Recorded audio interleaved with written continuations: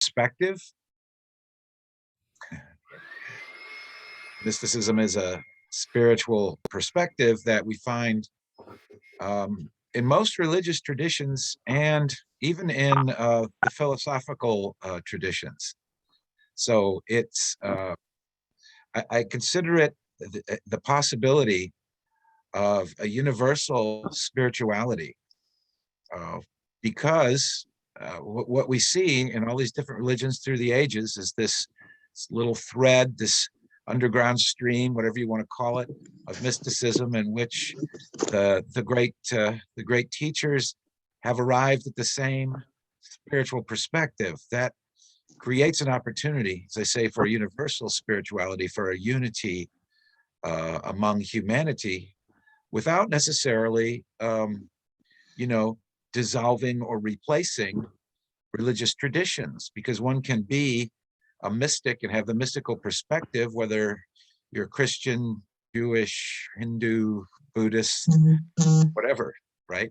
I might even mention indigenous religions, although I don't have a lot of information about indigenous mysticism, so we won't get into that probably, but we'll be looking at all of these other traditions, and over the course of 2.5 millennia, I'm calling it 3 millennia, so we're going to kind of cover it 1,000 years at a time. So we'll go through it pretty quickly. I'm going to wait until the end for the meditation. That's all right, because I'm building it off of what I'm sharing today. And during my presentation, I have a little PowerPoint thing that I sort of jump off of. If you have any questions or comments, I want you to feel free to jump in. I'll be raising a few questions for discussion as we go along, as seems appropriate. So, and we have 90 minutes today, Maya. Is that what you set it up for? If that's okay, yes. Yeah, it's perfect. So we'll just go ahead and jump in here. Gotta get this. Yeah. On a second. Slideshow. Okay. So, Mysticism, Becoming One with the Infinite. That's my subtitle, because that's the best way one could say what becoming one with reality. There's a lot of different ways of expressing what mysticism is about, but it is fundamentally about merging of consciousness with ultimate reality, or the infinite, or God. There's various names for it, nirvana, right, if you're Buddhist tradition. So first, a little bit about the mystical experience, which is that really the basis for the ideas that mystics express, this experience. And the description, what we see is not only basically the same kind of perspective on reality that runs through all these forms of mysticism, but frequently in the different traditions, we find an experience that is the basis for that perspective, and that is described by the various people who've had this experience. William James wrote his famous book, The Varieties of Religious Experience, which is about a lot of different kinds of religious experiences, but there's a section specifically on mysticism and what he identified as the basic markers or qualities of the mystical experience that he was able to identify in studying it. And again, it was kind of a cross-cultural study. So the picture there is Ramakrishna, who was a 19th century Hindu teacher who was considered a saint, a holy man, and by some people considered an avatar. So he looks like he's nice. He was kind of famous for his spontaneous mystical experiences. He had them frequently, evidently. So what are the qualities? Well, the first one, I'm using William James terminology here. Ineffability. Basically, that means that the mystics are unable to describe in ordinary language what the experience was like, right? And so that's one of the challenges of describing the experience, but out of the experience, a very definite sort of understanding of the nature of things, of the nature of reality emerges. Even though they can't exactly describe the experience, there is what James called a noetic quality. There's an element of knowing in this, that even though they can't describe exactly what it is they've experienced in a way that they can feel like they can adequately convey it to others, there's still, out of it comes a new knowing, a new way of perceiving things. And so that's the noetic quality. We'll see that as we go along, as with all of these. Another marker he saw was transiency. What he meant by that is that in all of his studies of these experiences, what he found was that the experience itself passes. So it comes upon the mystic and then it passes. It's a relatively short period of time. In most cases, less than an hour passes during this experience. All right, there are a few exceptions to that, but that's another quality of it. So it's a temporary passing experience, has a tremendous impact on the consciousness and the person, I want to say, and the expression of the person who has it.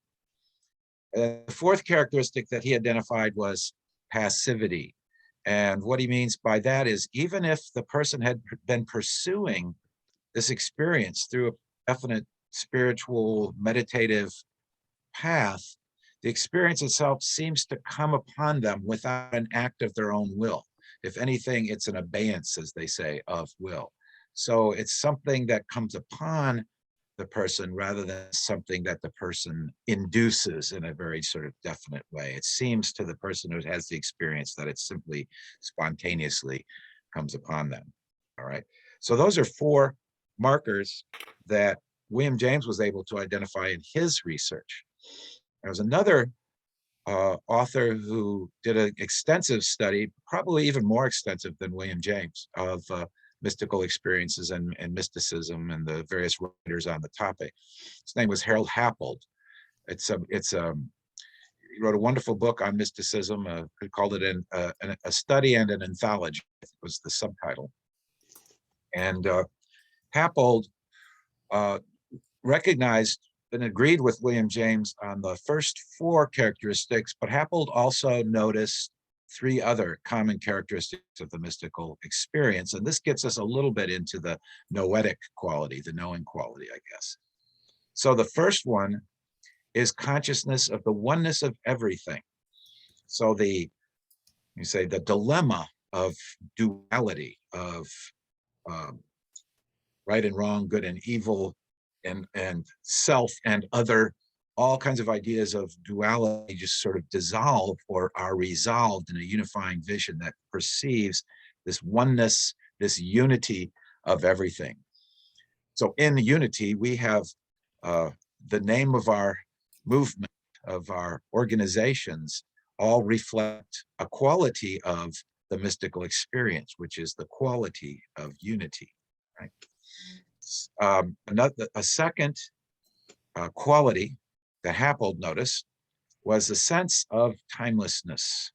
There's simply no sense of time passing. When the mystic is overcome with the experience, when the mystic comes out of the experience and its transiency, the person has no sense that any time has passed, and has no sense of time passing while they're having the experience. So there's that sense of timelessness. And perhaps some of you in deep meditation have had an experience of timelessness where you lost track of how much time had passed. You weren't even aware of time passing in the usual way in our ordinary consciousness. So you may have had similar experience, not only in a mystical experience, but there are other times where we sort of lose all track of time. And that's a marker of this experience as it's described. Then the last point is an important one: conviction that the phenomenal ego is not the real I. So in all these mystical writings, we find a sense of transcendence where the ordinary ego, the ordinary sense of self, sort of dissolves into something more real and something, a universal self, if you will. So these are some of the qualities that are described as in these writings of professors who've have made an extensive study of mysticism. These are some of the marks of it. I have a couple other thoughts from others who have studied it. W.T. Stace was a philosopher who who did a study of the history of metaphysics and mysticism, and again, provided further analysis. He's after William James. And one of the things that he wrote that I think is important to understand is this quotation you see here on the slide. It's most important to realize that visions and voices are not mystical phenomena. A lot of times people confuse that, think, well, somebody has a vision, then they're a mystic, or someone hears voices, then they're a mystic. And what Stace noticed in studying those who are acknowledged to be mystics is that is not what they're talking about. They're not talking about visions and voices. He goes on and says, what mystics say is that a genuine mystical experience is non-sensuous. Okay, so it doesn't have anything to do with the senses. It is formless, shapeless, colorless, odorless, soundless. Visions and voices are sensuous experiences, and therefore, of course, not the mystical experience. So this is a very particular kind of spiritual experience. Okay, when you say every mystical experience is a spiritual experience, but not all spiritual experiences are mystical. Okay, so that's a way of sort of understanding this. This is a fairly specific consciousness, right? And then the last quote there is from Aldous Huxley, who did his own examination of mysticism and tried to identify really kind of basic concepts that mystics agree with and mystical path and those sorts of things. And that book was called Perennial Philosophy. So maybe some of you have read the Perennial Philosophy. And I like this quotation because he sort of connects it to an idea of the reason for human existence. So what he wrote is the divine ground of all existence is a spiritual absolute, ineffable, right? In terms of discursive thought, so we can't describe it. This absolute is the God without form of Hindu and Christian mystical phraseology. So God without form is another word that's used, is incorporeal, right? Incorporeal, not in a body. The ultimate reason for human existence is unitive knowledge of the divine ground. So Huxley in his book lays out basically why he says that. Unitive knowledge of the divine ground is the ultimate reason for human existence. What he saw was that these mystical experiences should not be considered as something that's sort of isolated and rare and only for the few, but that ultimately what humanity is moving toward spiritually is this consciousness of oneness with the absolute, of this sort of mystical perspective, mystical spirituality. Okay, so before I go a little bit further into this next slide, I want to just stop for a second and see, did anyone have any comments, questions, or sharings about what we've said so far?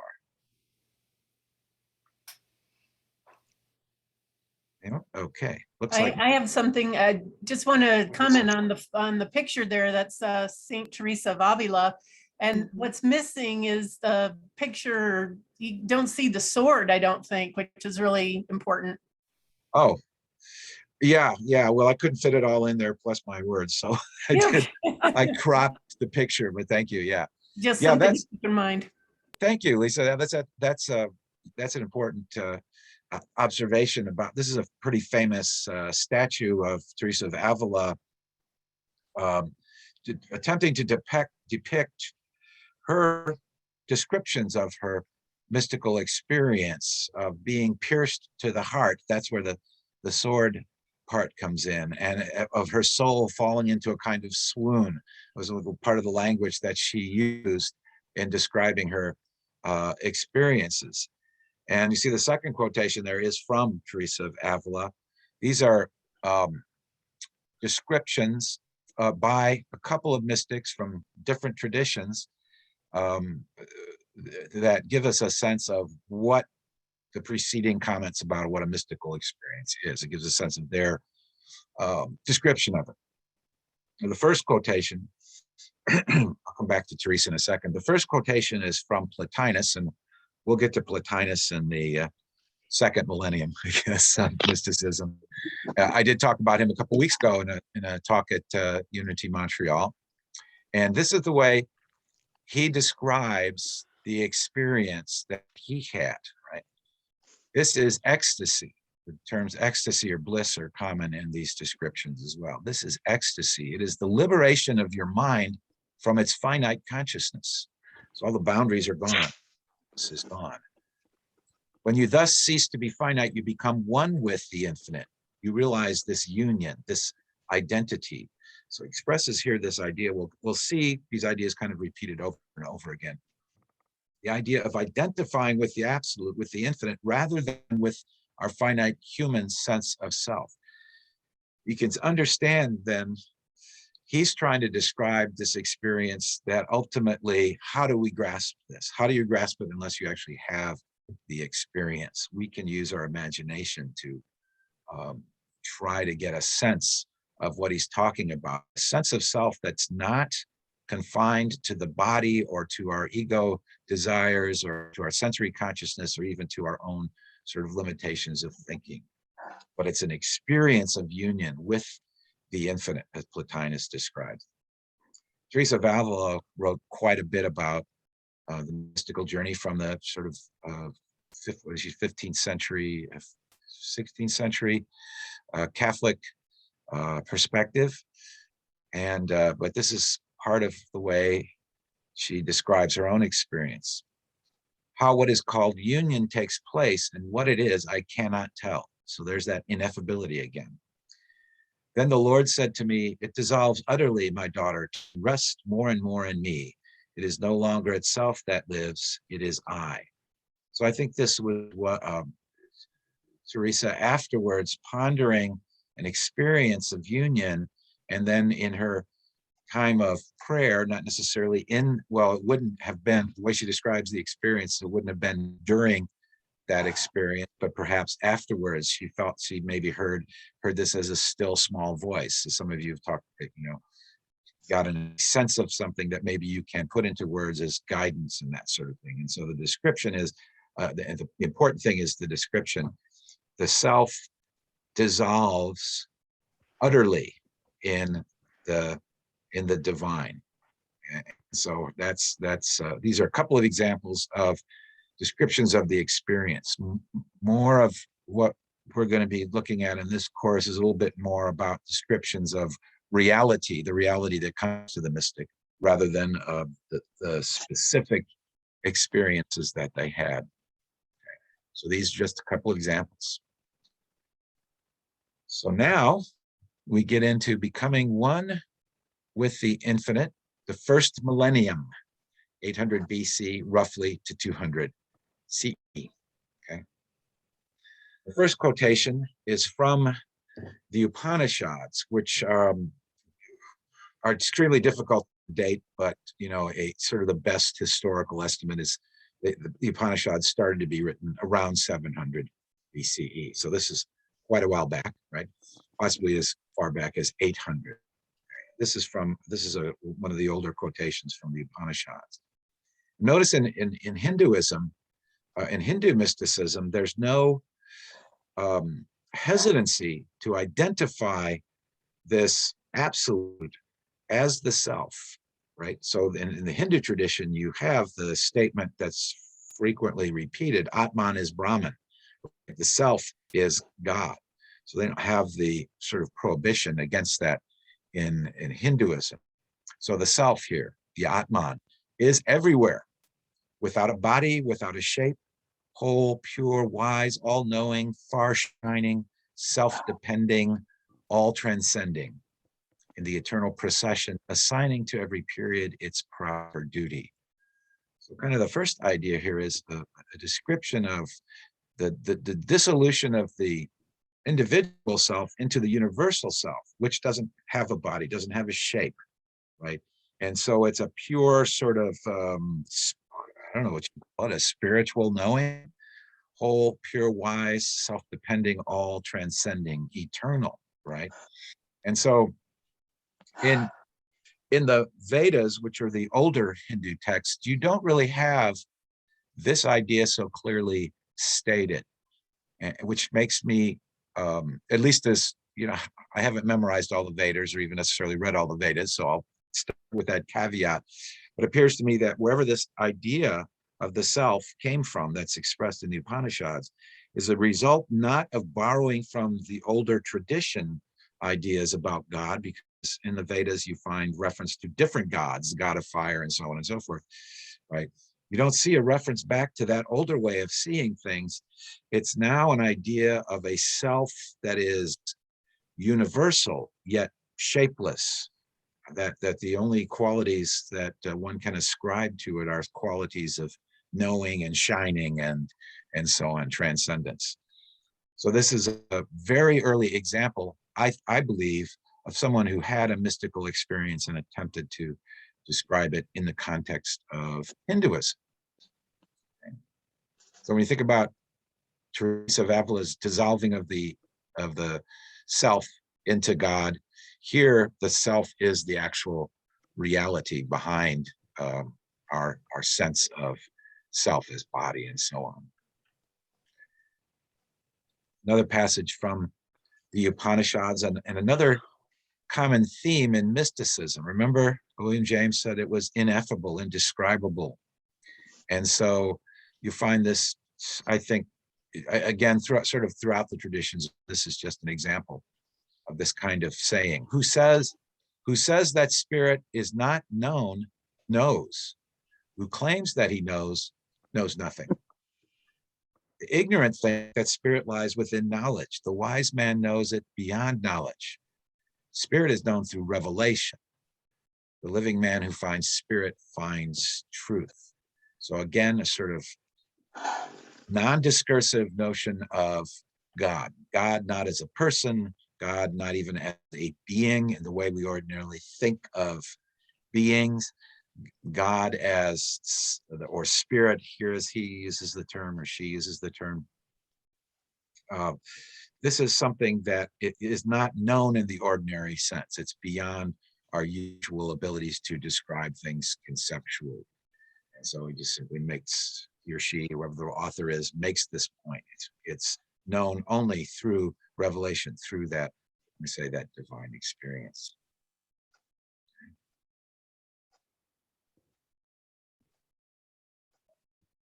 Oh, I did have a point I want to go back to in this one. This idea of the self, just sort of a thing to throw out there and see what you think about it. You know that in the Hebrew scriptures, there's the sacred name of God that's revealed to Moses, Yahweh.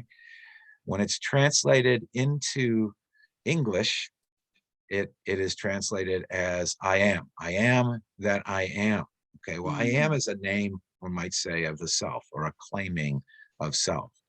And so just put it out there that do you think there's some connection between these two ideas, the Hindu idea of Atman and the at least the English translation of the sacred name of God, the I am? And of course, we in Unity we talk about the I am as this is a reference to really the divine self, or sometimes we say the Christ self.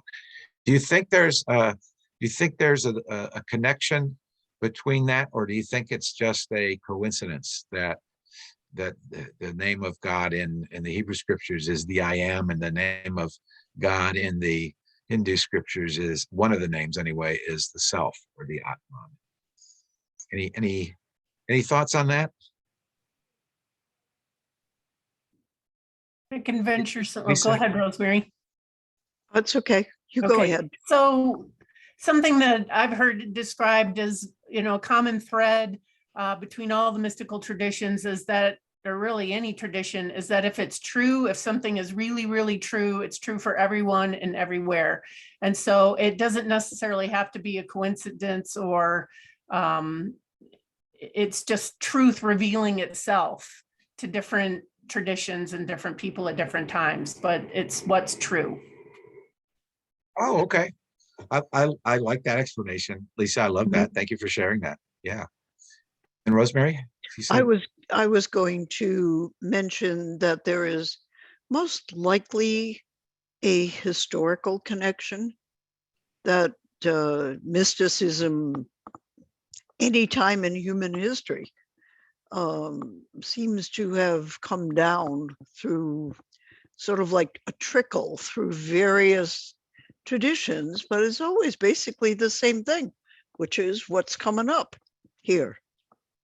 Okay, so now are you saying that you think that the mystical traditions are somehow actually connected? There's like a trail of communication that could be traced from Yeah, place it- to place. right, down through the Hermetic texts. Okay, so like a secret sort of a Well, a deeper lot of- underground of a lot of people connections. kept them secret, but they're not necessarily secret. They just haven't been taught to everybody. Okay, all right. Yeah, I think that's a possibility. I'm just trying to think of, I don't know that we can, maybe it's, I mean, certainly it's possible that there's a sort of historical connection that in a way this perspective started somewhere and then sort of traveled in some way, in some hidden way from one place to others. I don't really know, but that's certainly a possibility. Well, it came down. The Hermetic texts came down through the mystical branches of different faith traditions. Like, okay. I see. for instance, in Judaism, it was Kabbalah that kept these traditions. And the Upanishads are one of the channels of this knowledge. There are certain books in the Hebrew Testament also that, mention these same teachings and these same words. Yeah. So there is a traceable current. Good. Okay. Well, yeah, I certainly think that's, I'm not completely familiar with what you're talking about. I know what, a sort of vague idea of, I think of what you're saying. So I think that's a really, really interesting point. I'm not getting into the Hermetic teaching specifically here, but I know what you're talking about, and they do in fact reflect, again, this particular perspective. But exactly where it started and how the current moved, Nobody knows. yeah, I don't know. I'm glad you said nobody knows. I It's was too just going to far say, back in history I don't know. Yeah, or in yeah, prehistory. right. It's you can't find the documents necessarily that would, Right. or traces of it, physical traces of it. But Right. yeah. Although some of them showed up at Nag Hammadi. Yeah, right.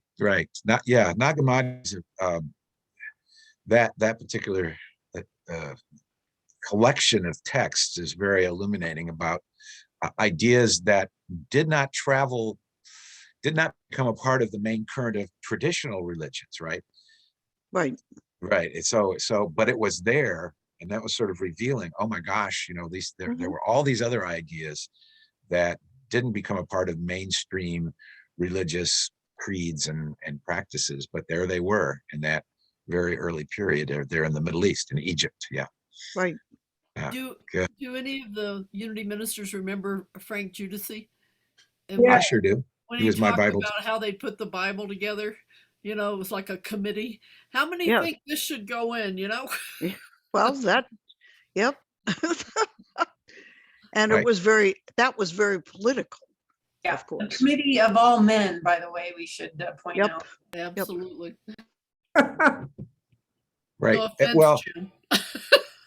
none taken. But, I'm going to say the committees that chose scriptures were individuals who initially supposedly represented. I realize I'm getting a little off track here, but represented the local. Talking about Christianity specifically, local Christian communities. They were the leaders of those communities, and so one of the things they wanted to be sure of is that whatever they chose was going to support their authority. And so anything that was looked at that made their authority suspect or, implied that the authority came from within, which is kind of what Gnosticism does, right? It's a specific kind of inner knowledge. That's anything like that that could suggest that somebody who's not an official bishop could have authority to speak truth. That would be very that would undermine their authority. And so they were going to keep all that stuff out for, as you say, political reasons, probably at least partly, as the case. I don't think it was all about that, but I think there's definitely a dimension of that in terms of the choices that they made. Okay, so let's see, where are we? Where were we? Oh, I guess I was on to the next one. So this is from the philosophical tradition, Pythagoreanism, and Pythagoreanism, as you probably know, was held that behind everything that we see were number. And what they meant by number was not just like mathematical equations or numbers considered as quantities, but numbers considered as shapes. And so if, for example, in this funny little composite picture on the slide there, you see a couple of triangles, right? There are triangular numbers, and 3 is, of course, the base triangular number. And the one below that is 6, another triangular number, and 10 is also a triangular number. By triangular, they're talking about the shape of it, right? And then Pythagoreans also, recognize the mathematics of music. That's kind of where music theory comes from, those original insights about proportions of tones and that sort of thing. But this is a statement from Pythagorean texts about sort of the ultimate nature of all things. Unity, or one might say the number one, or oneness. Unity is the principle of all things and the most dominant of all that is. All things emanate from it, and it emanates from nothing. It is indivisible, and it is everything in power. It is immutable, it is unchangeable, and never departs from its own nature through multiplications. So you can multiply 1 by 1 by 1 as many times as you want to, and it's always still equal to 1. It's kind of the sort of the mathematical point there, I suppose. But more to the point, the Pythagoreans thought of the number 1 as the source, the number 1 as the source of everything, or not the number 1 maybe, but one, or oneness as the source of everything. And so there's a dimension in Pythagoreanism that reality flows from or emanates from this ultimate one, and that becomes a part of the mystical stream in the West. And it shows up. Some of the Pythagorean ideas show up over and over again in mystical writings in the Western world. And I will mention, but without going into any particular details about this, that there's also a tradition in China, or there are certain Chinese philosophies that place a great deal of emphasis on number as sort of the basis of all reality. So I consider Pythagoras at least part of that mystical stream in the Western world. Okay, so I'm going through these different mystical texts or whatever in a kind of chronological order. So I'm jumping all over the world, and I'm doing that on purpose. But now we go from Greece, or we go to China, right? We were in India before, right? I'm doing that on purpose to sort of show that it's expressed in all of these different traditions in different countries, in different tongues, in different times. The same kinds of ideas keep showing up. Now, the word Tao means the way, and yet, as the beginning of the Tao Te Ching says, the Tao which can be expressed in words is not the eternal Tao. So the Tao is simply a kind of marker for this ultimate reality that Lao Tzu is talking about or writing about in the Tao Te Ching. The Tao which can be expressed in words is not the eternal Tao. The name which can be uttered is not the eternal name. Without a name, it is the beginning of heaven and earth. With a name, it is the mother of all things. Okay, so there's always this description, this distinction between that which is beyond, between being and that which is beyond being. And in the Taoist thought, in a sense, the mother is the universe itself, right? And the Tao is something that is even beyond that, even beyond the universe itself. But the universe is, in fact, the mother of all things. That's one way of interpreting it. When you get into the Tao Te Ching, you almost have to interpret what's going on here. But the thing that I find in the Tao Te Ching is that the Tao that Lao-Tzu describes is very much like the descriptions that mystics give of God or the divine or the ultimate or the one or whatever word that they use. There's a lot of overlap in the way of looking at the universe. And so I consider the Tao Te Ching to be a mystical text. You can interpret it in other ways, but I think it's very easy to interpret it as a mystical text once we understand sort of something about the nature of mysticism. Okay, now we get into an idea here. The next idea, again from the Tao Te Ching, is an idea about the way to the mystical experience, or what needs to be done in order to attain this consciousness of oneness, if we can put it that way. Only one who is ever free of desire can apprehend its spiritual essence, that is the Tao's spiritual essence. He who is ever a slave to desire can see no more than its outer fringe. And I want to stop here for a second, because this shows up again, all the traditions over and over again, different ways, this idea of being free of desire. When we think about Buddhism, sort of at its base is about becoming free from desire, the ideas of non-attachment. And so what I wanted to put to you again as a kind of question here is, why do you think that's important? And what do you think that's getting at? What does not being attached, letting go of being free of desires, what does that have to do with the sort of the goal of becoming one with the ultimate, or becoming one with the infinite in your consciousness? Well, to me, it's equanimity, and it's just surrendering. Okay. Can you say a little bit more about that? So yes, surrender and abandon are other words that are used in the Yeah, text. I think of equanimity as not pushing or pulling on anything, Okay. and just being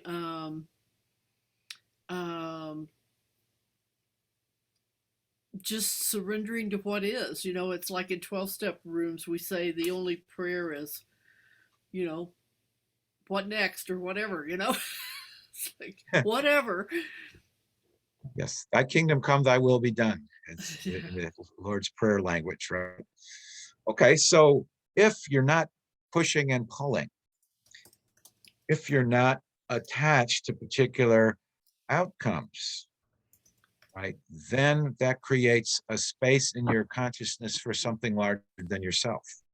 Yeah, that's great way to Is that think. kind of what you're saying? Any You said other? it very well. Oh, thank you. So did you. Did anybody else have any sort of comments about that? I think it's a very interesting idea. Yeah, go ahead. Rosemary, did I see your hand? Oh, you're muted though. You're muted, Rosemary.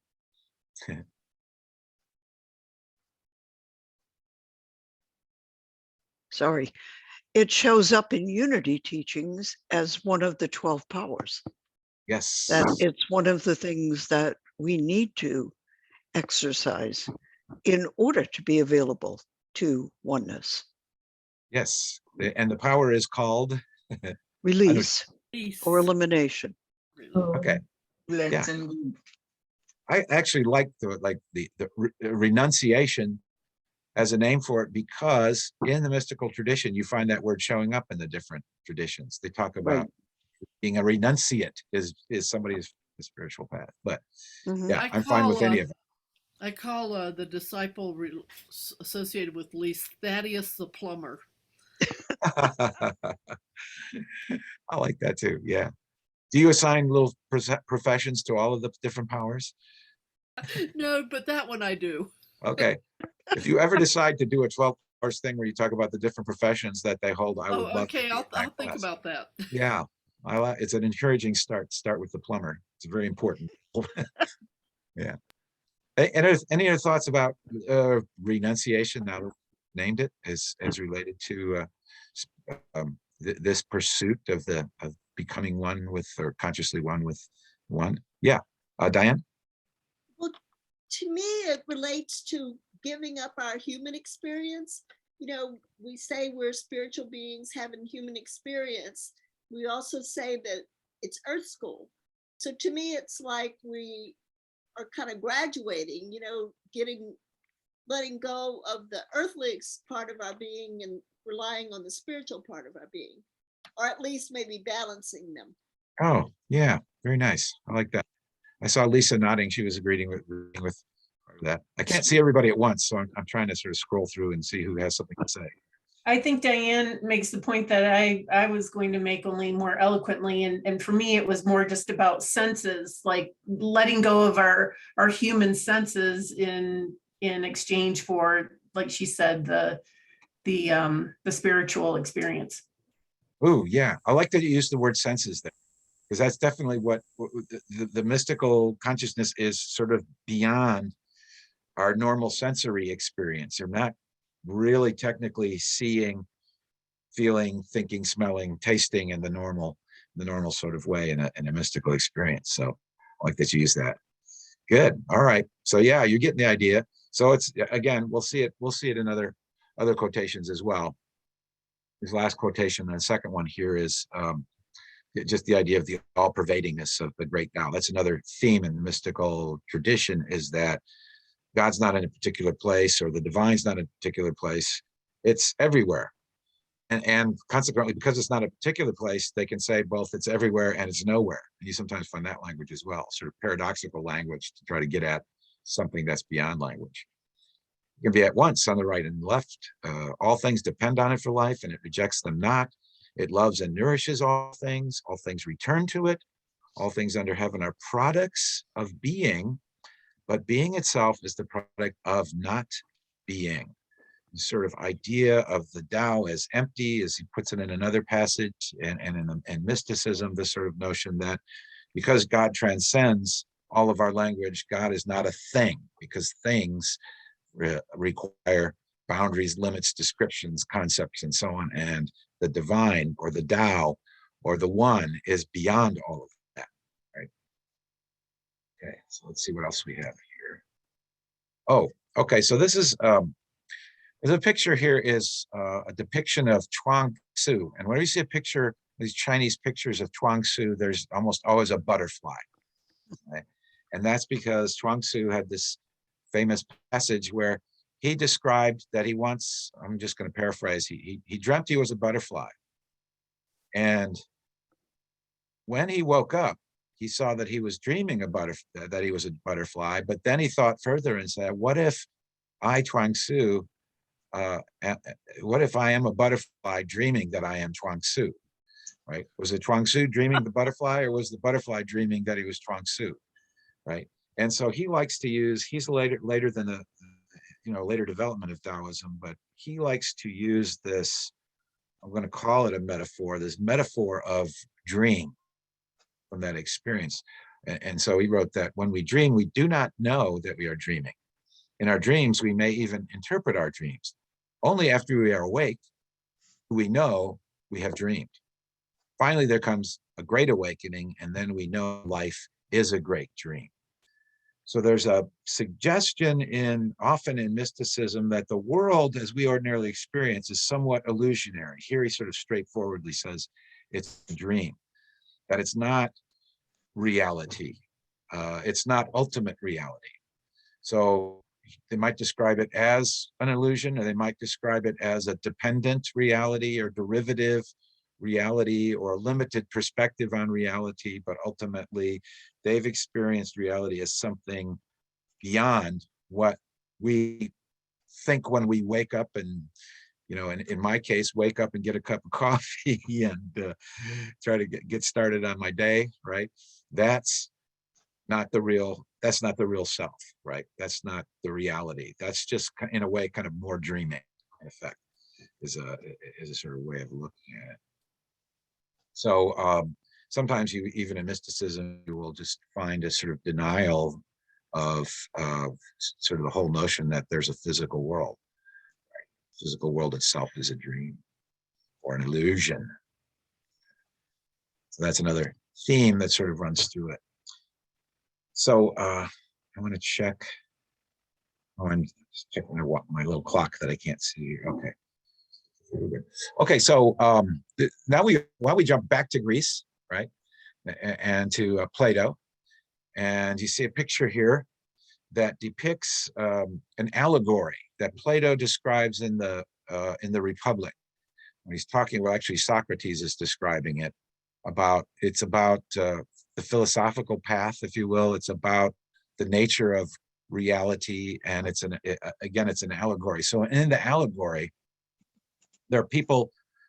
This is what we are like, he says. People chained to a wall, and all they can see are shadows on the wall of the cave. And so they have a game where they try to figure out what the shadows are, I think, by watching them, by observing them. Okay.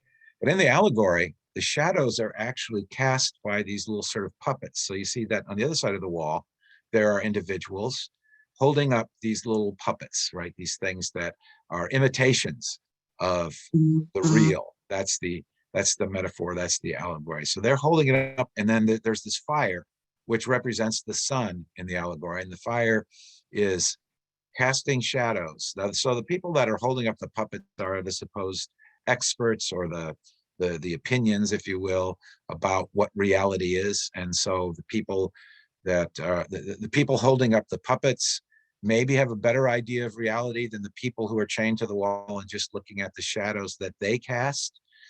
But even at that, the people holding up the puppets, and it's not entirely clear if they're people or if they're demiurges, spiritual entities or something who sort of stand between reality and humanity. It's not always clear. And when you read the actual passages, what he actually intends those folks to represent. But in any case, his point is that what we perceive as reality isn't really it, right?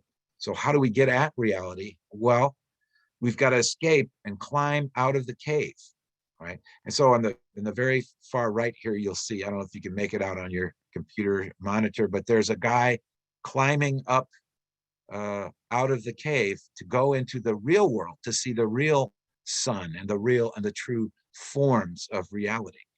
Okay, so kind of what he's saying here, what Plato's view and probably Socrates' view as well, is that the world that we experience through our senses is really an imitation of something more perfect, something more transcendent. And he's not just talking about physical forms, but he's really especially talking about things like ideas of what is beauty, what is justice, what is good, what is love, all those kinds of ideas. It is by using the philosophy, which for them was just really reflecting on things, right?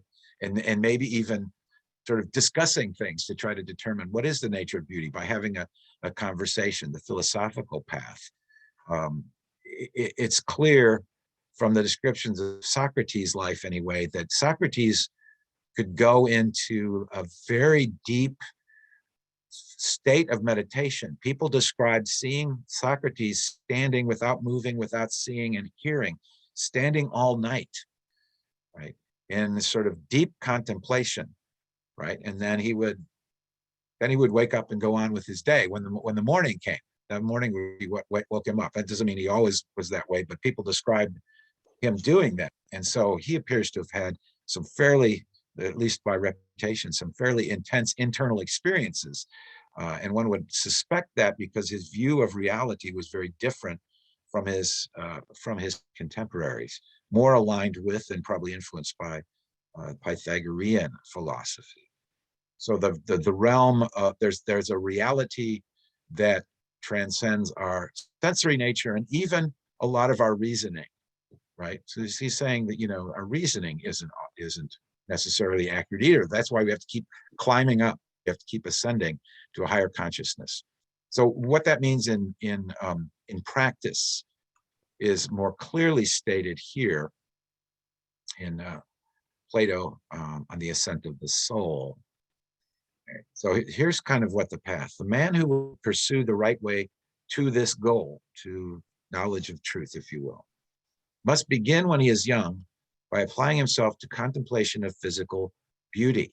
He will become a lover of all physical beauty. So that's for them that this is like an example. The beauty is almost synonymous with the good in Plato's philosophy, right? So, but this is a way of, okay, you start first by recognizing beauty in a person, and then you start seeing, in more general terms, the idea of physical beauty, the contemplation of that and getting a sense of that. But then it's important to move beyond notions of physical beauty to see if we can recognize beauty of soul, okay, which is more valuable than the beauty of the body. So the beauty of the soul has to do with qualities of consciousness, if you will, right? The person who is temperate, the person who is just, the person who is loving, the person who is, trying to think of what some of the other sort of important ideas were. Anyway, there's various sorts of virtues, who has harmony in the soul, right? Who has balance. So they talk about this. Those are some of the topics in Plato's philosophy, the beauty of the soul. That's different. Recognizing that, perceiving that is different than perceiving the beauty of the body, right? Because it's not visual. It's internal. It's more intuitive. One might even say it's more intellectual, right? And then you go beyond even that to the contemplation of what he calls the science. What he calls the sciences, right? And by that, he doesn't just mean what we think of as sciences, but he's talking about music. He's talking about mathematics. He's talking about any sort of the structure of the universe in terms of its harmony and order, to perceive that as beautiful. So in a way, it sort of reflects, Albert Einstein's idea of cosmic religious feeling, the sort of wonder at the glories of the universe, not just what we see, but behind what we see, the sort of hidden, harmonious, sort of perfect structuring of things, right? To perceive that. So you move to that point in discernment of beauty until you arrive at, through this contemplation, through this path, more and more internal path, there's the eternal beauty, the real beauty that neither comes into being nor passes away. So it's the eternal beauty, which is the source of all the other forms of beauty that we've been contemplating. So it's a kind of a climbing up in consciousness, or one might say climbing deeper, in order to have what you can understand to be an experience of beauty in a sort of absolute sense that doesn't have anything to do with concepts or bodies or forms. So he says he will see it as absolute, existing alone with itself, unique, eternal, and all other beautiful things as partaking of it. And having brought forth and nurtured true goodness. So here he kind of shifts back from beauty to goodness, because it's practically synonymous for him. Having brought forth and nurtured true goodness, he will have the privilege of being beloved of God and becoming, if ever man can, immortal himself. Okay. So this idea of, once we experience what we're talking about experiencing, it transforms us in a way, right? To perceive beyond our usual sort of limited desires and ideas of what we are, to perceive a reality beyond that, that doesn't have form, that's absolute. How can you have an experience like that, or even think of that, even if you haven't had experience of it, to sort of adopt that as that's how you see reality? How can you not be changed by that? You cannot be coming from the usual finite sort of human goal-oriented perspective on things to a different state of consciousness and behavior that is, we may say, God-like. Right? So that's the theory as we find it in Plato. And I feel the need to mention Plato and to sort of show some of his ideas, because it was so influential on how some of the more philosophical and mystical oriented Christians developed the ways they talked about the nature of God. And so God is sort of the beautiful, but also this idea of getting beyond our usual normal ways of thinking. In fact, if you read Augustine's Confessions, if you're Catholic or just sort of open to that, you read Augustine's Confessions, he's going through the Platonic process. He's looking for God. He doesn't see God in the physical forms and so on. But his contemplation is very Platonic to arrive at an understanding, if you will, a higher understanding of the nature of God, what God is, where God is. It's kind of the way Augustine put it. Right? So that's a little bit from Plato. Okay, a little bit more here. Every soul of man has, in the way of nature, beheld true being.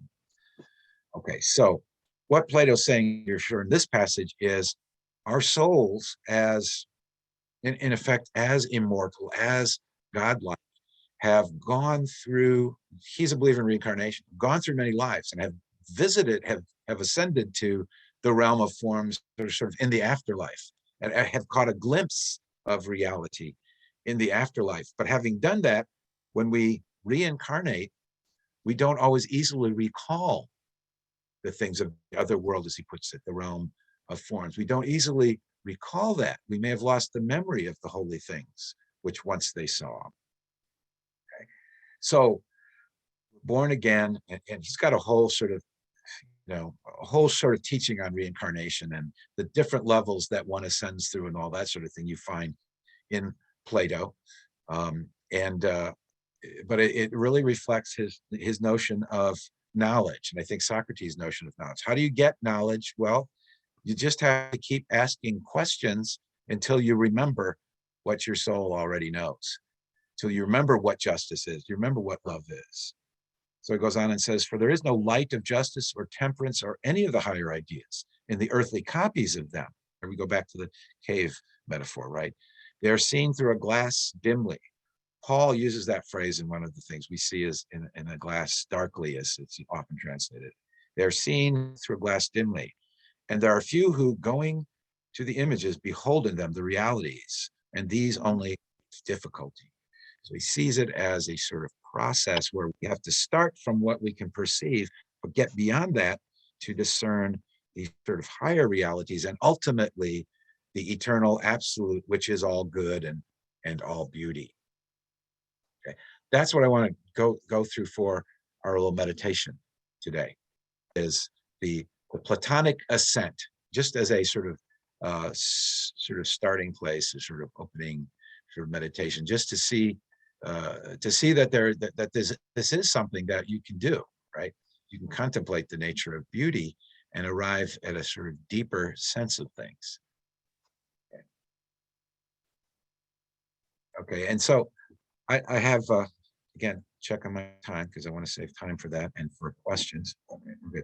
So now I'm jumping back to India. Okay. You travel with the mystics, you travel through time with the mystics, you're going to jump all over the place. So here we are back in India. This is Bhagavad-Gita, somewhat later than the Upanishads. A lot of the Indian texts are difficult to date because keeping track of chronology and history didn't seem to be as important to the Indians or to Hindus in terms of their keeping track of when different things came from. So some best guess somewhere between the 4th and the 2nd century is when the Bhagavad Gita is written. Okay. So this is a passage this is Krishna speaking to Arjuna.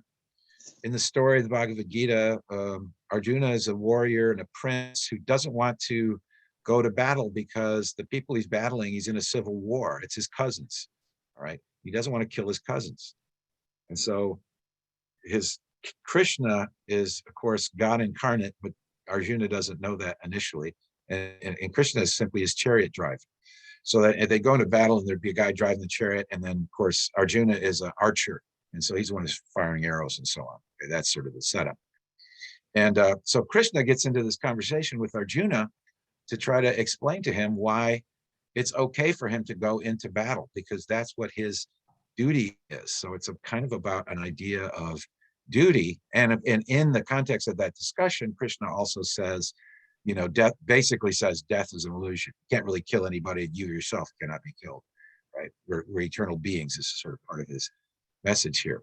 But in the context of that discussion, Arjuna goes into at length, really in describing the yogic path of mystical union with the divine, to have the vision of the true nature of the divine and experience of that. And so here, Krishna is telling him about this path. And he says, when a man has achieved non-attachment, okay, so there's that sort of without desire consciousness we're talking about here, referred to as non-attachment. Non-attachment, self-mastery, and freedom from desire through renunciation. There's my word, right? Through renunciation, he reaches union with Brahman, who is beyond all action. So there's that union that we're aiming for. How do we get there? Well, again, through this path of renunciation, whatever that ends up meaning for us. Mentally resign your action to me. So this, in a way, is a kind of a method. I'm acting. In Arjuna's case, he's a warrior, so he does his duty, but we all have sort of different kinds of actions that we do. But now the goal of the actions shifts. It's no longer an action to, I go to work to make money, to buy a house, and so on and so forth. The goal of action is to turn that action over as a kind of offering to the divine, to think of yourself sort of in real simplistic terms, I guess. God is my employer. Whatever I'm doing, God is my employer. I'm being employed by the divine. I'm doing this for the divine rather than for money or for glory or anything like that, that I'm doing it for that. I'm mentally resigning my action to the divine. Then he goes on and says, regard me as your dearest loved one. Know me to be your only refuge. Be united always in heart and consciousness with me. Okay, so this is another expression of mysticism found in the context of a larger Hindu epic, the Mahabharata. So the Bhagavad-Gita is a piece or kind of a chapter of that. It's a well-known one and had great influence on, throughout the ages. It has an influence that spread into the West too, as Westerners became familiar with the text. But Mahatma Gandhi claimed that this was the Bhagavad-Gita and the Sermon on the Mount were kind of the two spiritual bases for his approach to change, for social justice.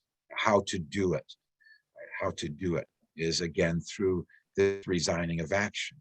Turned out to be very practical, because what Gandhi was trying to do and his followers were trying to do was extremely difficult, right? Extremely difficult. It'd be easy to become discouraged. You might not see the results of what you're trying to do. And so you couldn't really be doing it for the results. It made more sense to do it because, in effect, it was your duty to do it. You were doing it for the truth or for spirit or for God, however you put that. So for Gandhi, that made a lot of sense. And again, of course, later for Dr. King and others in the American Civil Rights Movement were influenced by this idea of acting for justice because that's the right thing to do, and acting from a kind of spiritual basis, an idea of service to God. So the Bhagavad Gita is an important mystical text, but also supports a particular approach to social change, achieving social justice. So interesting things there. Okay. And the last, wait, I'm not sure this is the last. Let's see. The next, also in India, is the Yoga Sutras of Patanjali, which really became the basis for yogic practices of all kinds. Right? It's the development of the ideas in the sutras became the basis for the asanas that are used in hatha yoga, positions for the different kinds of positions that are used in a way as kind of exercises. That really Patanjali's writings initiate that. Patanjali's writings in India, anyway, initiate the practice of breath control, pranayama, okay, which a lot of people use when they go into meditation. We all see this idea. You'll see later the idea of the breath related to meditation, mystical meditation. We'll find in the Christian tradition too. We aren't there yet, but we will get there. Okay, so that also comes from Patanjali, but the central idea of yoga is what's called concentration, or as the first passage says, yoga is the restraining of the mind stuff from taking various forms. So yoga means union. So it's literally a text for mystical practice for union, right? So concentration, as we concentrate on an idea. And of course, he goes through and tells you different ideas and what you can expect to experience through this intense concentration, samadhi. The concentration called right knowledge is that which is followed by reasoning, discrimination, bliss, and unqualified egoism. So that needs a little explanation. The reasoning part is you concentrate on a thing, could be a thing, could be literally concentrating on your navel, could be concentrating on idea, various ideas. And in doing that, your full focus goes into whatever the idea or thing is you're focusing on. And as you do that, your consciousness, you reason about what it is. It's sort of natural for us as human beings to think about. If I tell you to, concentrate on divine love, to focus on divine love, it'd be more or less natural for you to come to a certain amount of clarity about what you would say that divine love is. Might come out as words or particular, concept.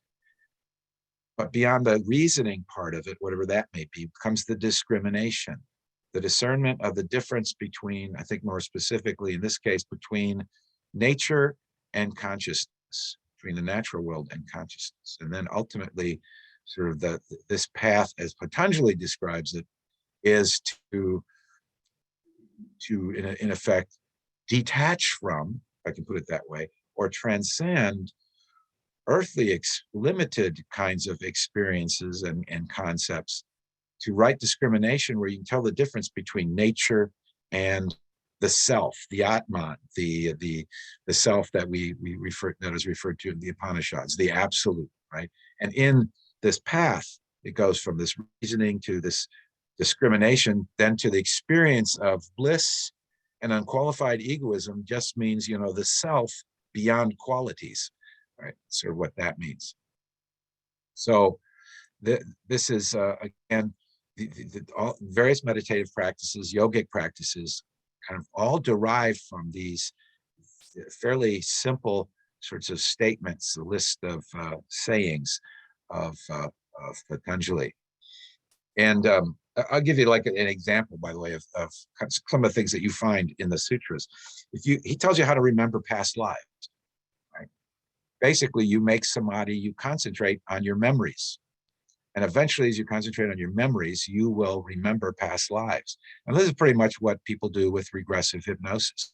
It's a sort of moving backwards through concentration, trying to get past this birth to like previous existence. But that's, anyway, he has all kinds, how to become invisible, how to levitate. I mean, what do you concentrate on to attain these powers?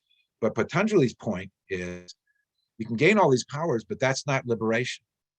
As long as you think of yourself as having power, you're thinking of yourself as having power over something, which is a consciousness of separation. So you're still, when you're sort of playing around with the possible, spiritual, psychic, whatever kinds of powers, you're still not there. You're still at a level of consciousness where you're thinking of having power over something. You're still having a consciousness of separation, right? Of otherness. So it's sort of interesting thing to read through that. And a yogi might do these different practices to try to attain these powers. And then they get to the last book and Patanjali says, well, let go of all of that because that's not it. It would be sort of, I think that could be frustrating if you spent years and years focusing on gaining these powers and finding out that's not it, if you hadn't read the rest of the book. So if you read Patanjali, I recommend you read all the way through before you start doing anything. Let's see, where am I here? Oh, I got some from Buddhism, but I think I'm just going to go ahead and save that. I don't need to do all of these today. This is the next thing will be again, still that first millennium. This is from the Heart Sutra of Buddhism, which has a very definite mystical dimension to it. But I think we've probably hit enough of those. So I'm going to stop share so I can see you all again. Hello, everybody. All right. And to see, does anyone have any comments or questions about this little bit of overview that we've done so far? We've jumped through different countries and different places. Maya, do you have a comment? Well, no, I was just in awe of how much, when I'm thinking about Timothy Leary and people like this who were doing LSD experiments about moving outside of the ego space, Can you say something about the benefit of ecstatic dancing? Or, I mean, we are talking about wanting to achieve something or longing to achieve something in the mystical tradition that would really mean either living rather radical lifestyles to produce the opportunity for that kind of mystical trance, ecstasy. Yeah. So, for one thing, your comment about radical lifestyle, I think, is very apropos. So many of the mystics were basically wanderers who lived, the earlier mystics, wanderers who sort of lived off of gifts that people gave to them, right? Because they wanted to be in their presence, they wanted to learn what they knew because they had this sort of presence, this emanation of peace and that sort of thing. But not every mystic. A lot of mystics were in, monasteries or communes. So some were wandering, some were settled in communities. And some mystics, as we'll kind of see, live an outwardly more or less normal life, right? They might have an occupation. They might be, they might be teachers. They might be, watchmakers. So the occupation, but the lifestyle is radical in that of the mystic, in that they're not pursuing what society generally thinks of as worthwhile pursuits. Things like make as much money as you can, have as big a family as you can in some contexts, attain power, attain glory, achieve political goals, all those kinds of things that we think of as normal. Write books, compose music, any of those things you might do from the perspective of a mystic, but the goal is different, right? And the consciousness that you're doing it in is different. And so it might lead to radical lifestyles, and other times it might look outwardly like not much different than, how other people live. And it depends on the individual, their experience and their response to it, right? So there's that. But if you asked about the dancing, if you think about like Sufi dance, Yeah. what's going on there is a concentration on the dance, a concentration on the movement, a concentration on the energy, right? The swirling. Well, if you're doing that, then your attention is again detached from our usual ways of looking at things. So it's the kind of thing where the concentration, again, Patanjali mentions all kinds of things you can concentrate on. He didn't specifically mention dance that I can recall. But you think about like dance or music or art, all of those kinds of endeavors. And as a brother Lawrence said, washing the dishes in the kitchen, all of those kinds of endeavors can be means for a form of concentration that actually lifts you out of your ordinary sense of self, where you become not attached because you're fully engaged in a process, right? So it's when you might be like going through your day and you have a moment of stillness in your car, or you're crossing the street, or you're just walking, you might lose track of time in that. You might sort of go inward and in a sense you're still moving through your environment, but you're not so much fully conscious of that. You're not necessarily even conscious of yourself, but you're maybe thinking about something else. So you go into sort of space of reverie and you lose a little bit of track of time. So that's sort of, if you think about that, but kind of in a more extreme way, that would be like the mystical experience. It's sort of the concentration aspect of, you're not concentrating on yourself, right?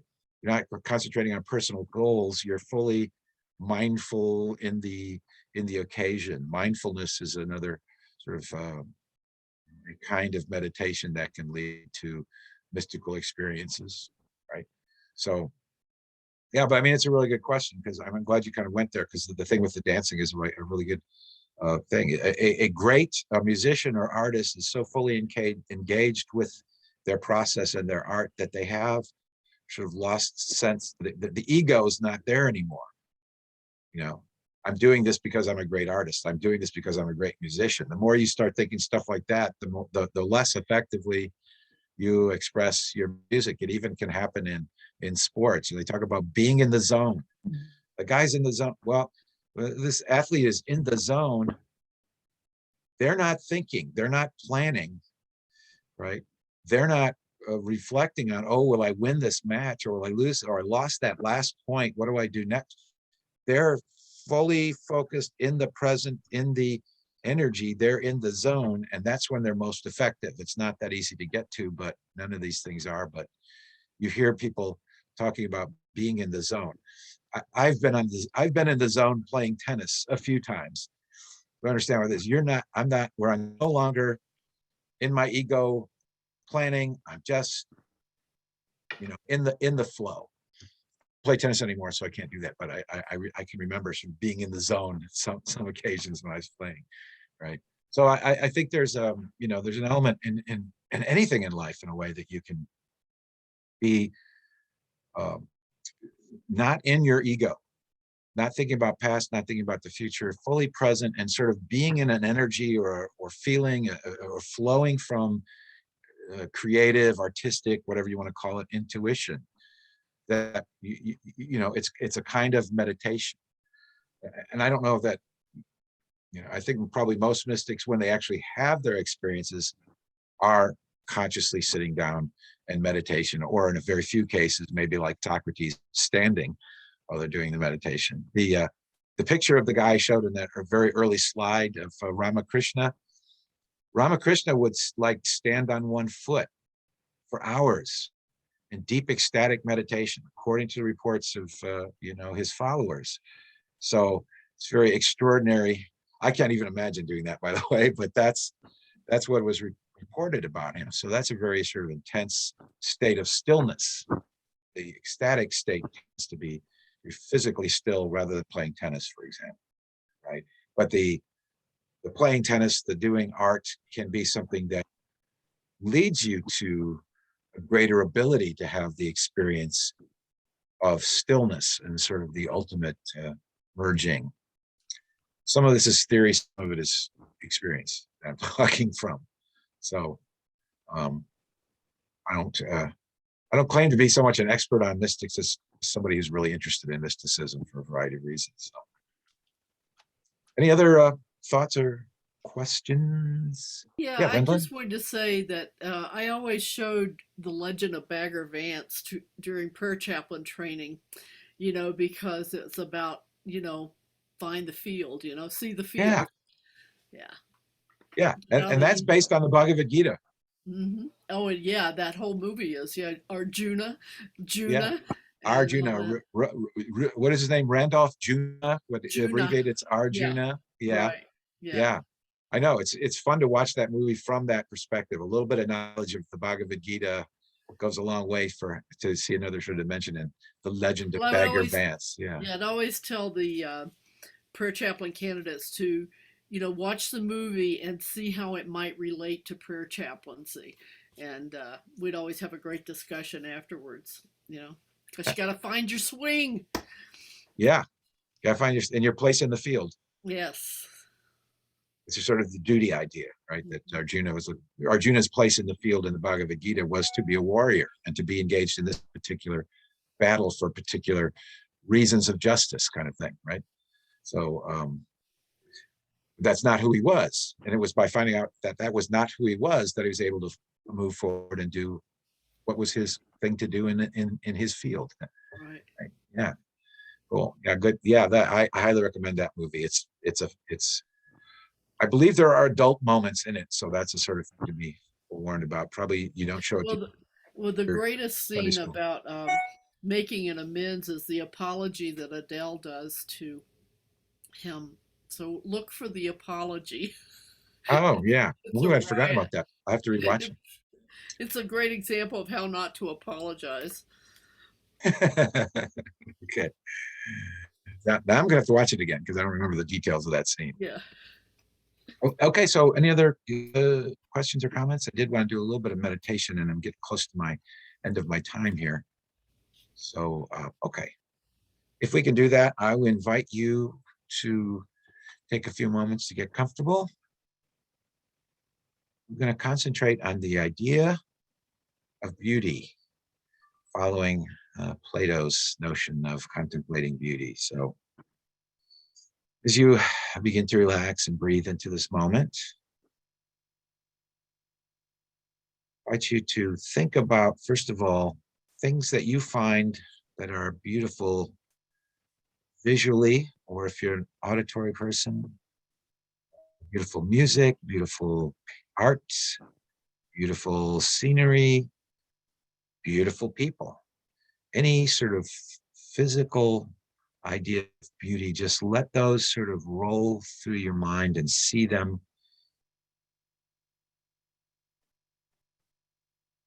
In contemplation, as you internally hear or see beauty in the realm of the physical, what is the beauty itself in that? What these varied things have in common? You have this response, and what is the response that you have to beauty? What is it that you feel? Focus not on describing the feelings, but just having them. It's the feeling of beauty. You look at your world.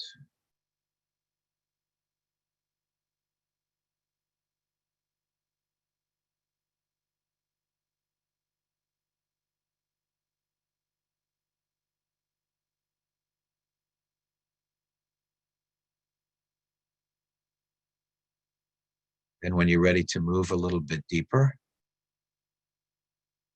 think about what beauty of the soul means to you.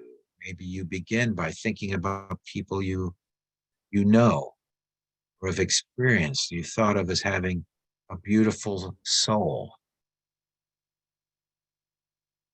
Don't be concerned with naming the qualities, but just re-experiencing that, feeling that beauty of soul that you may perceive in others.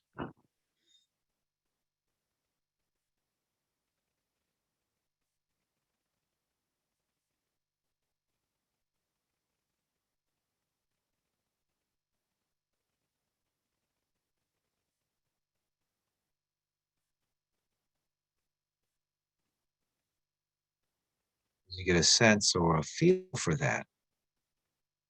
Perhaps you might think of words that describe the qualities of the beautiful soul as you experience it, as you uh, evaluate it.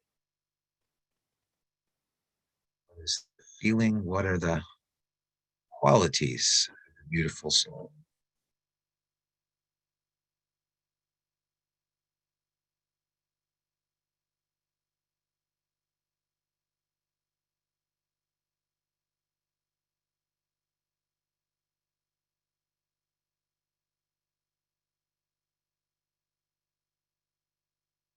And as another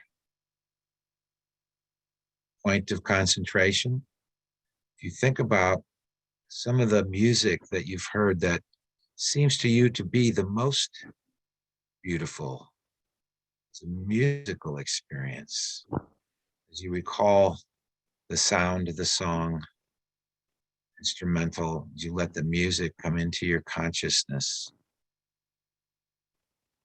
feel how it moves you.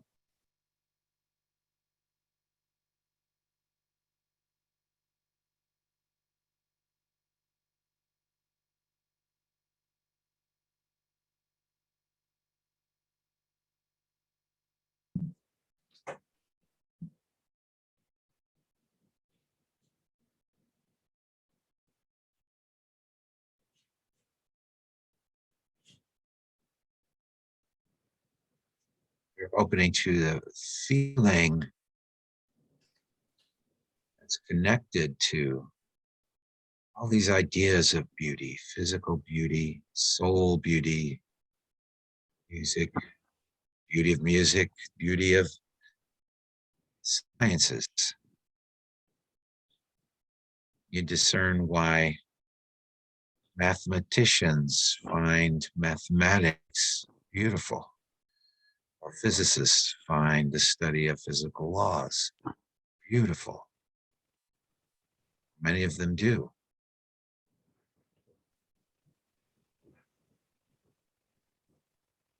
Perhaps there are stories, other ideas in which you sense the same, something in common anyway, with your ideas of the beauty of a person or a sunset. Is the feeling, what is the common quality?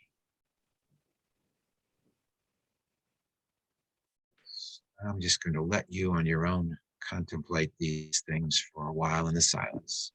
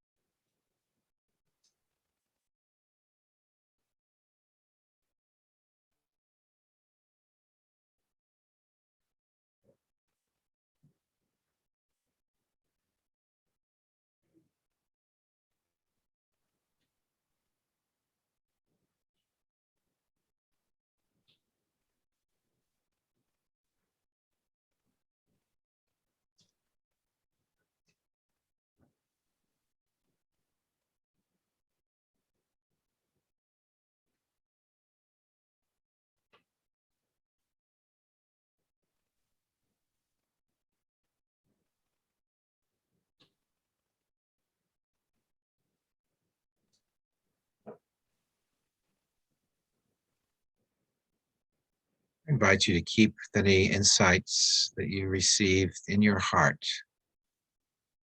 To be open to greater and deeper experiences of the beautiful. To be open to the possibility that ultimately the beautiful is beyond our words, beyond our experiences. There's something absolute, omnipresent, that gives us perhaps a sense of light or even bliss. This day we are open just to the beautiful. Rejoice and give thanks in that experience. And we recognize it as divine. And so it is. Amen.